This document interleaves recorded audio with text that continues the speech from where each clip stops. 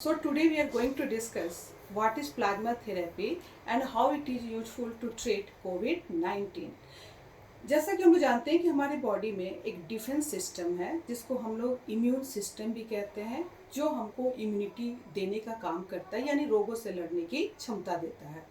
तो किसी भी एंटीजेंस, जिसको कि हम लोग फॉरेन बॉडीज़ भी कहते हैं, उस फॉरेन बॉडीज़ के अगेंस्ट हमारा बॉडी जो है वो एंटीबॉडीज़ तैयार करता है और हमको उस रोग से बचाता है। तो जैसा कि हम लोग आजकल टीवी में हर आए दिन प्लाज्मा थेरेपी के बारे में सुन रहे हैं, इसको मैं अगर एक एग्जांपल के साथ बताऊं कि एक इंडिविजुअल ए और एक इंडिविजुअल बी। जो इंडिविजुअल ए है वो यंग है और उसका इम्यून सिस्टम जो है वो स्ट्रांग है। वहीं जो इंडिविजुअल बी है उसके पास भी इम्यून सिस्टम है, लेकिन उनका इम्यून सिस्टम कैसा है, वीक है। वो ओल्ड पर्सन का इम्यून सिस्टम वीक है और हो सकता है कि उनका इम्यून सिस्टम इससे भी वीक हो कि वो डिजीज्ड हो।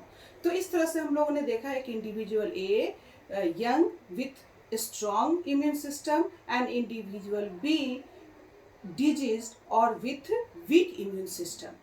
तो दोनों जो है वो पॉजिटिव हो गए, कोरोना पॉजिटिव हो गए।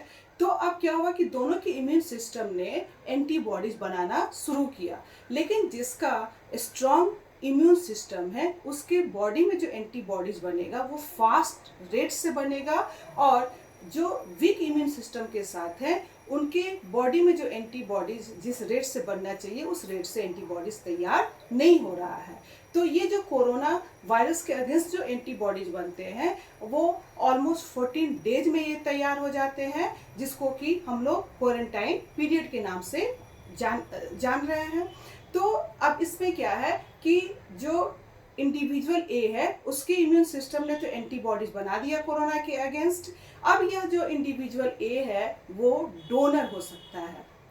जब यह डोनर हो गया तो इसका जो ब्लड है, जिस ब्लड का जो लिक्विड पार्ट है जिसको हमने कहा प्लाज्मा, तो liquid part of the blood is called plasma. और इस कोरोना वायरस के अगेंस्ट इंडिविजुअल ए का जो इम्यून सिस्टम एंटीबॉडीज बनाया है वो किधर है, वो प्लाज्मा में है।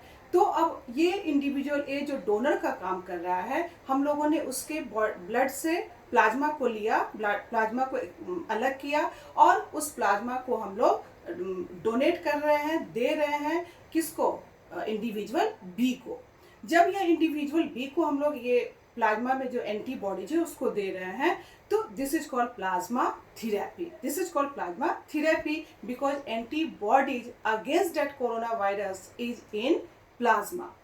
तो अब इसमें कुछ साइंटिस्ट, कुछ डॉक्टर्स और कुछ ऑर्गेनाइजेशन जो हैं उनके टू व्यूज आ रहे हैं। कुछ लोग कह रहे हैं ऐसा कि ये प्लाज्मा थेरेपी जो है बिल्कुल ही सही है, और कुछ लोग इसको कह रहे हैं कि ये फैटल भी हो सकता है।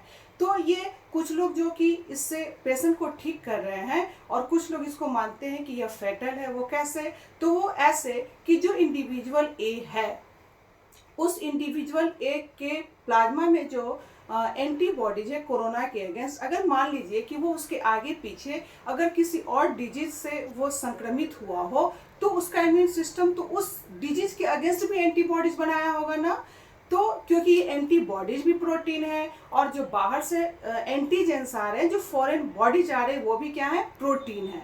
तो इसी प्रोटीन के अगेंस्ट किसी भी इंडिविजुअल का इम्यून सिस्टम स्टिमुलेट होता है, प्रोवोक होता है और एंटीबॉडीज तैयार करता है। तो अगर वो जो इंडिविजुअल ए है, अगर सपोज कि हमने उसकी ही बात की, तो अगर वो इस बीच किसी और डिजीज से भी वो संक्रमित हो गया तो उसका इम्यून सिस्टम तो उस डिजीज के अगेंस्ट भी एंटीबॉडीज बनाएगा ना। और जब हम डोनेट करेंगे इंडिविजुअल बी को तो हो सकता है कि इस एंटीबॉडीज के अलावा भी दूसरा कोई एंटीबॉडीज उसके शरीर में चला जाए और वो एक सीवियर रिएक्शन उसके बॉडी में कॉज करे, जो समटाइम्स फेटल भी हो सकता है। वैसे तो ये क्योर कर सकता है, लेकिन इस सिचुएशन में ये फेटल हो सकता है। अगर तो इसको ठीक करने के लिए उपाय क्या है, इसको ठीक करने का एक ही उपाय है कि हम सिर्फ उसी एंटीबॉडीज को ट्रांसफर करें जो कोरोना वायरस के अगेंस्ट बना है। अदरवाइज अगर दूसरा किसी बीमारी की वजह से अगर उस इंडिविजुअल ए के इम्यून सिस्टम ने कोई और एंटीबॉडीज बनाया है और वो भी चला गया तो रेसिपिएंट बॉडी में ये सीवियर रिएक्शन कॉज करेगा, उसका जो रेस्पिरेटरी ट्रैक वगैरह होता है वो नैरो हो जाता है, ब्रीदिंग प्रॉब्लम होता है। तो इस सिचुएशन में ये कैसा हो जाएगा, ये फेटल हो जाएगा। And this is all about this plasma therapy.